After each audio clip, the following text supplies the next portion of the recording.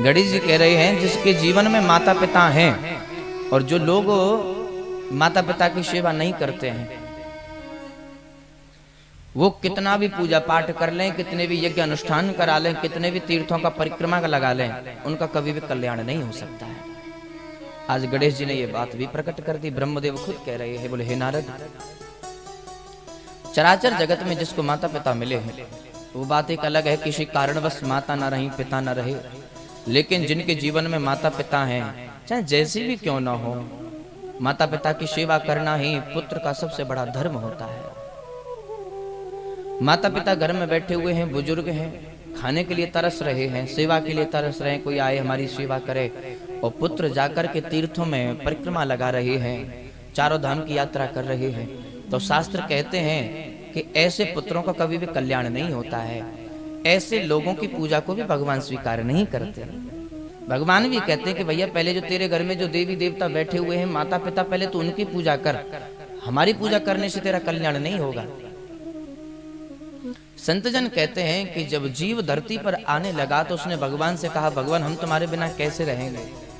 तो विधाता अनेकानेक रूप में से धरती पर नहीं आ सकता था, तो विधाता ने ही माता पिता का रूप लेकर के धरती पर आए हैं और हम सब का पालन पोषण किया है।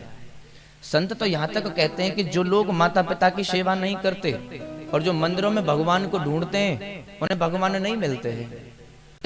आने पर तो भगवान मंदिर की मूर्तियों से भी गायब हो जाते हैं। जो माता पिता की सेवा नहीं करते, महाराज आप कितने भी तीर्थों में कितना भी दान पुण्य कर लो, कितना भी सत्कर्म कर लो, उन सब का कभी भी कल्याण हो ही नहीं सकता है। माता पिता के रूप में हमें विधाता प्राप्त है। संत तो यहां तक कहते हैं कि तीन देव हैं, त्रिदेव हैं, ब्रह्म विष्णु महेश, और ब्रह्म विष्णु महेश का रूप मान करके माता पिता की हम सबको सेवा करनी चाहिए।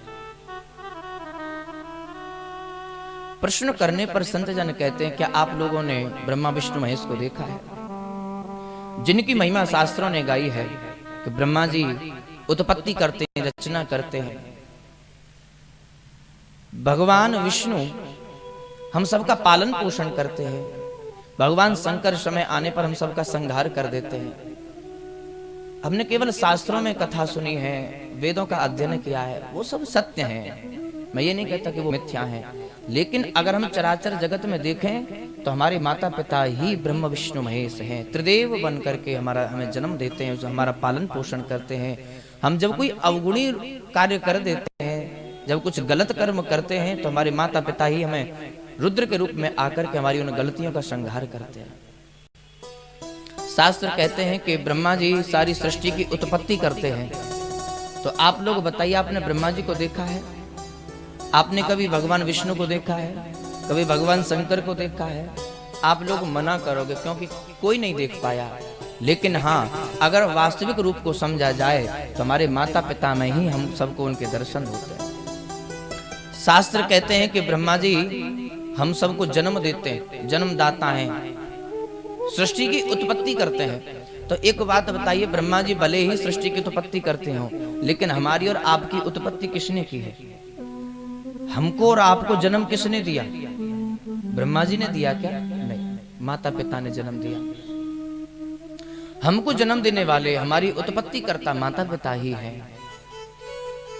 शास्त्र कहते हैं कि हम सबका पालन करते हैं भगवान श्रीमन नारायण। लेकिन एक बात बताइए, जन्म से लेकर के जब तक हम बड़े नहीं हो जाते, हमारी सेवा कौन करता है? हमारा लाल पालन पोषण कौन करता है? हमें दूध कौन पिलाता? हमारी उंगली पकड़ करके कौन चलता है? कौन हमारे पालन पोषण के लिए जिम्मेदारी लेता है? क्या भगवान विष्णु हमारा पालन पोषण करते हैं? नहीं, भगवान विष्णु के ही स्वरूप माता पिता हम सबकी सेवा करते हैं, पालन पोषण करते हैं। जब भी हम कोई माना गलत कर्म करते हैं, कोई अपराध करते हैं, किसी से असभ्य बोलते हैं, किसी को गाली गलौच देते हैं, तो भगवान शंकर आकर के हमको नहीं समझाते हैं। भगवान शंकर का स्वरूप जिन्हें कहा जाता है, माता पिता ही हमको डांटते हैं, अच्छे संस्कार प्रदान करते हैं। तो हम सबको चाहिए कि हम माता पिता की सेवा किया करें।